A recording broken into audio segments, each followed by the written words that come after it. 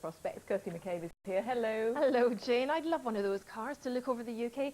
Although I have to say at the moment the view isn't that great. There is a lot of cloud around, but for some we'll see some breaks, and the best of those I think this afternoon will be to the east of the Pennines, where you can see that fairly stiff northwesterly breeze is breaking up the cloud. Very small chance of catching a shower here. Further north we go, I think there's a greater chance of catching something wet. You can see the blue, the more persistent rain for the Northern Isles and a few spots in towards the Northwest Highlands. Otherwise, some grey skies for Western Scotland, much of Northern Ireland. But there are a few breaks coming through here and there. Across Wales, some breaks here and temperatures peaking at around 20. And across the southwest of England too. In any brighter spells, we're looking at highs again around 20. So it's feeling fairly pleasant out there. It's just rather grey this afternoon.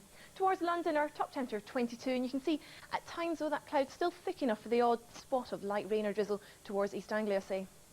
Overnight tonight, most places staying dry, but you can see a wet spell certainly through the evening time across the Northern Isles of Scotland, and we're left with a legacy of some rain across Western Scotland by the early hours of Friday morning. It's not too chilly overnight. That breeze is keeping the temperatures up to around 13 or 14 for most of us. Now, it will be very windy to start the day across the far north of Scotland, but the winds will start to ease later on. You can see still the legacy of the rain, a few spots for the Northern Isles, and Western Scotland always seeing the thicker cloud with a little bit of rain here. The winds again from a west or northwesterly direction, so hopefully that means we'll see some breaks developing across eastern parts, but for many there's not much sunshine first thing, perhaps a glimmer there down towards parts of Kent and Sussex, but if we look our way further west it does look rather grey first thing in the morning, but bear with it because I am hopeful something brighter will come through for the afternoon. If we look further north though, thicker cloud through parts of the Irish Sea into Northern Ireland, southwest Scotland, it does look as though here it will be a rather damp start to Friday morning.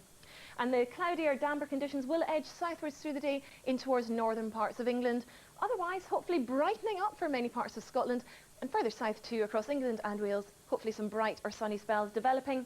The temperatures, well, they're round about average really, around 17 for Glasgow down to 21 say in London.